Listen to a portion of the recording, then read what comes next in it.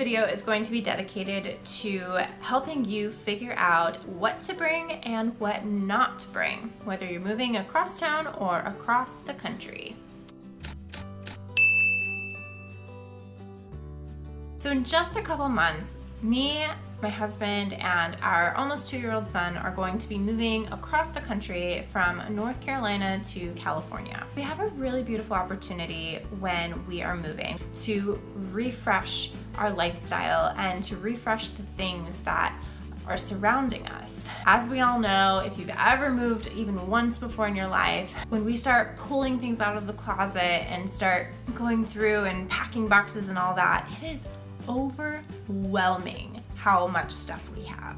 In this video, I'm going to show you the system that I am using to help me decide what to bring and what not to bring. So the very first step in this process, before we get to any spreadsheets or any list creation or anything like that, is you need to have a very clear picture in your head of where you're going to be landing and what that you want that space to be like. Because it can be so easy to just bring stuff with us and shove it in and find a place for it and then just kind of feel like this, ugh, how did this all feel so cluttered and crazy? And we don't want that feeling, right? We want to feel like good and proud of our home and feel like we got to really choose everything that is in it. So get a clear picture of what that is. Number 2, once you have that clear picture, then you need to think about 3 things before you start going to your big list and deciding what to keep and what not to keep. Number 1, good old Marie Kondo, does it spark joy? Is this something that still brings you a lot of happiness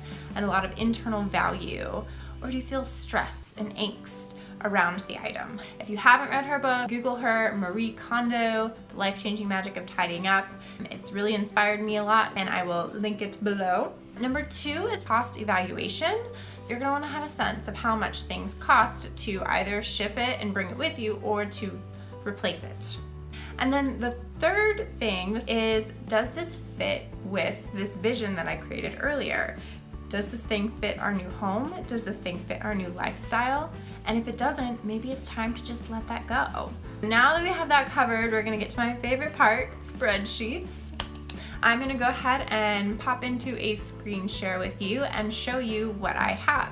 All right, so what I've done here is I have created a master list of everything in our house. I know that sounds exhaustive, doesn't it? But I promise you this is so worth it to do and to make these decisions ahead of time. We want to decrease the decision fatigue at the very end of the moving process, and we want to front load it and make the decisions now so that you don't have to make them later. What I first did is I created tabs for every room in our house. So we have the master bedroom and master closet. We have both of our bathrooms. We have our living room and our dining room. We have our kitchen and our laundry room. We have our office. We have our patio. I kind of squished together our patio, linen, and shoe closet. And then we have 2 storage closets. You will notice that this is not a complete list. I'm gonna go back and change a bunch of things because I have not finished this yet. So let's start with the master bedroom and closet. Pretty much every tab is the same, but we'll just do a quick run through. I have the item name, then I have what to bring, what to sell, what we can store, what we need to give away or give back to somebody, what we need to replace when we get there, and any notes about that item. I have these subcategories under items for furniture, our gear, our decorations, fabric items, and small items. And I copy and pasted these subcategories into each of the different rooms of the house. So let me break that down and go through that a little bit more in detail. For our mattress, that is something that we're gonna replace when we get there. Our bed frame, we are not going to be storing that anymore. We're gonna be selling our bed frame. In the giveaway, what you'll notice is I marked an X and then in parentheses I wrote mom, because I have to, the rocking chair, for example, is my mom's rocking chair. And so I'm gonna be giving her the rocking chair back. If you wanna store it in a storage unit, if you are not storing anything in a storage unit, then you can just get rid of that whole row. And some things you may not be sure about, and so you could do like both bring and sell, and you just know that that's something you'll need to come back to and make a final decision on later. I would probably like highlight it so I would know that you know, this is not a final decision. A lot of these smaller items like purses, clothes, shoes, curtains, all that, I'm not going to list every item of clothing I have. I still have those written out because I do want to sell a handful or give a handful away. So what I'll probably end up doing is just writing some rough notes over here of like, you know, I want to keep 3 purses and I want to give the rest away, or I want to sell the rest. And then for clothes, I might say like, you know, I want to take only 15 outfits with me and then I want the rest gone. And so then we go to the bathrooms, pretty similar. There's obviously, we don't have any furniture in there, but we have gear, like our towel holder, we have decorations, our fabric item, and then we have small items. The living room, same thing. And then as we complete certain things, such as we had to return this small folding table to a friend of ours, I just put a slash through it.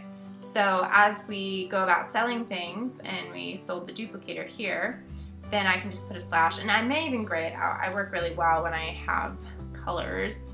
That's all I have for you today. I hope you got a lot out of it. I know for me, this process is helping to reduce my anxiety a ton around moving, because I'm able to make these decisions over time and not have to lump sum all of them at the very end. So again, I hope that this was helpful for you and that you're able to adapt it to your situation. Planning ahead saves so much time. So I really, really encourage you to do it. Now it's your turn. Let me know what you got out of this video.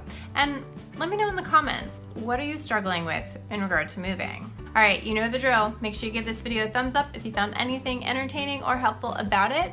Make sure you're subscribed if you want to see more of me. And happy moving. Bye.